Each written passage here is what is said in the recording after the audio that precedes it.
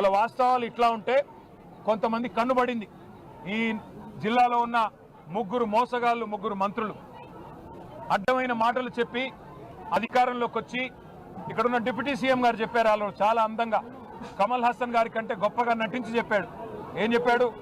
6 గ్యారంటీలు తెస్తున్నాము, ఆ గ్యారంటీ కార్డులు భద్రంగా పెట్టుకోండి, 100 రోజులు భద్రంగా పెట్టుకుంటే 101వ రోజు మేము వచ్చి ఏదో పొడుస్తాము, మీకు ఇంటింటికి ఇంతిస్తాం అంతిస్తాం, సంవత్సరానికి 2,50,000 రూపాయలు ఒక్కొక్క కుటుంబానికి ప్రయోజనం కలుగుతుంది, ఒక్క 100 రోజులు ఆ కార్డును కాపాడుకోండి అని చెప్పి డిప్యూటీ సీఎం ఆనాడు సిఎల్పి లీడర్గా చెప్పారు. ఇప్పుడున్న పొంగులేటి శ్రీనివాసరెడ్డి గారు 6 గ్యారంటీల అమలు మా బాధ్యత, మేము మాట ఇస్తే మడమ తిప్పము అని చెప్పి ఆయన కూడా అరవీర భయంకరమైన డైలాగులు. అట్లాగే తుమ్మల నాగేశ్వరరావు గారు మాటలు ఊకదంపుడు ఉపన్యాసాలు ఇచ్చారు. 2.5 ఏళ్ల కిందట ఏ మాటలు ఇచ్చైతే మభ్యపెట్టి ఖమ్మం జిల్లాలో మరి ఓట్లు కొల్లగొట్టారో ఇవాళ అవన్నీ మర్చిపోయారు. ఇవాళ ఇందిరమ్మ రాజ్యం అంటే ఇల్లు కూలగొట్టడమే ఇందిరమ్మ రాజ్యమా?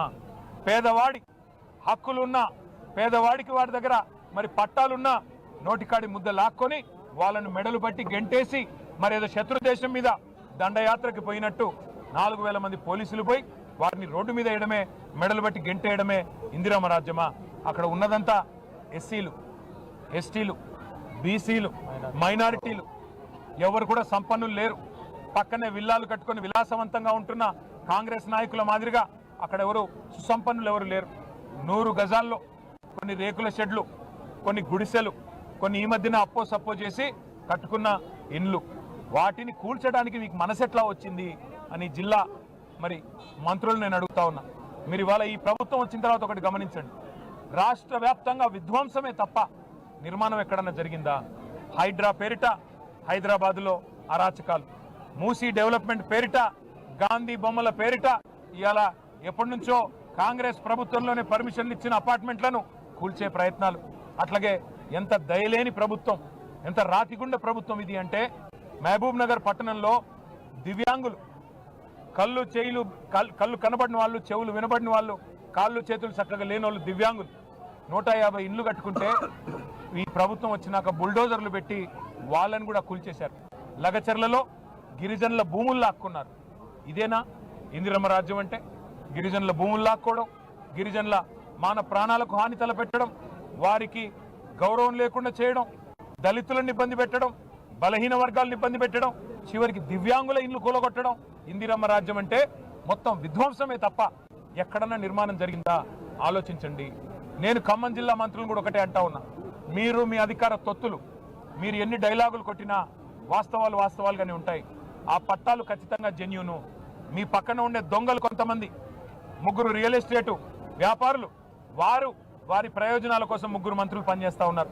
వాళ్ళెవరో మీకు తెలుసు, మాకు తెలుసు. సందర్భం వచ్చినప్పుడు పేర్లతో సహా బయట పెడతాం.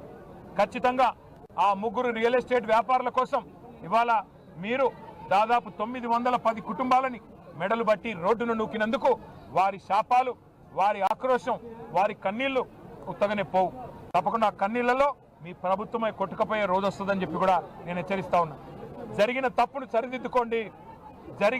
సరిదిద్దుకోండి.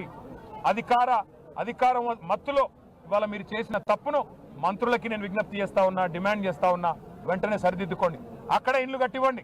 వాళ్ళు మేము పోతే బాధితులు ఒకటే అంటున్నారు, మాకు ఇంకెక్కడో ఇవ్వాల్సిన అవసరం లేదు, మాకు ఎక్కడికో పోవాల్సిన అవసరం లేదు, మాకు ఇక్కడే ఇల్లు కట్టివ్వండి, మాకు పట్టాలు ఉన్నాయి, మాకు సర్వ హక్కులు ఉన్నాయి, మమ్మల్ని ఇబ్బంది పెడుతున్నది ప్రభుత్వం అని చెప్పి వాళ్ళు ఆక్రోశిస్తూ ఉన్నారు. నేను అడిగిన, అమ్మ మీకేమైనా కావాలా అంటే, ఏమీ లేదన్నా, మాకేమీ వద్దు, మా కేసీఆర్ గారు కట్టించిన గురుకుల పాఠశాలల్లో మా పిల్లల్ని చదివించుకుంటున్నాం, కానీ ఇవాళ కనీసంగా మాకు ఉండడానికి గూడు లేకుండా చేశారు, మాకు తాత్కాలికంగా ఏదన్నా పునరావాసం ఏర్పాటు చేయండి, మాకు ఈ ప్రభుత్వం మీద విశ్వాసం లేదన్నారు. మా పార్టీ తరఫునే నేను అందుకే వారికి మాట ఇచ్చాను, తాత్కాలిక పునరావాసం మేమే ఏర్పాటు చేస్తాం. అట్లాగే వారు న్యాయపరంగా పోరాటం చేయడానికి కూడా సంపూర్ణంగా పార్టీ అండగా నిలబడుతుంది. అన్ని రకాలుగా కూడా వారికి అండగా మేము నిలబడతామని చెప్పి కూడా వారికి మాట ఇచ్చాను. దాంతోపాటు నేను ఇంకొక మాట కూడా మళ్ళీ ప్రత్యేకంగా మీడియా కూడా విజ్ఞప్తి చేయదలుచుకున్నాను. దయచేసి మీడియా, మీరు ప్రజాస్వామ్యంలో పేదల గొంతుకై నిలవాల్సింది మీడియా, పేదల గొంతుకై గర్జించాల్సింది మీడియా. వారి పేదల ఆక్రోశం వినండి, వారి గాథని, వారి వ్యధని వినండి. ప్రపంచం దృష్టికి రాష్ట్ర ప్రజల దృష్టికి ప్రభుత్వం దృష్టికి తీసుకొని పోండి. అధికారులు మిస్లీడ్ చేసిన ఇక్కడ ఉండే ముగ్గురు మంత్రులు వారి సంపాదన కోసం, వారి అక్రమ సంపాదన కోసం వారు ఆ పేదలకు అన్యాయం చేసినా తప్పకుండా వారి గొంతుని మీరు వినిపించాలని కూడా మిమ్మల్ని కూడా కోరుతూ, తప్పకుండా కేసీఆర్ గారి తరఫున వారి దూతలుగా ఇవాళ అజయ్ పువ్వాడ గారు, గాయత్రి రవి గారు, ఆర్ఎస్ ప్రవీణ్ కుమార్ గారు, మా తాత మధు గారు, అట్లాగే కాంతారావు గారు, మా కమల్ రాజు గారు, మా చంద్రావతి గారు అందరం కూడా వారికి అండగా నిలబడడానికి ఇక్కడికి వచ్చాము. తప్పకుండా అండగా నిలబడతాం. ఈరోజు ఏ ఎన్నికలు కూడా లేవు, ఏ రాజకీయం చేయాల్సిన అవసరం మాకు లేదు. కేవలం పేదల ఆక్రోశం చూసి కేసీఆర్ గారు మమ్మల్ని ఆదేశిస్తే ఇక్కడికి వచ్చాం. ఈ రాష్ట్రంలో జరుగుతున్న విధ్వంస కాండ, ఈ రాష్ట్రంలో కూలుస్తున్న పేదల ఇండ్లు, ఇందిరమ్మ రాజ్యం పేరిట ఈ రాష్ట్రంలో ఈరోజు పేదల మీద కత్తిగట్టి పగబట్టి ఏ రకమైన విధ్వంసకాండ జరుగుతుందో, ఏ రకమైన దమనకాండ జరుగుతుందో దాన్ని మళ్ళీ ఒకసారి రాష్ట్రానికి దేశానికి తెలియజెప్పే విధంగా మరి అందరికీ చెప్పడానికి ఇక్కడికి వచ్చాం. వారికి తప్పకుండా అన్ని రకాలుగా పార్టీ సహాయ సహకారాలు అందిస్తుంది.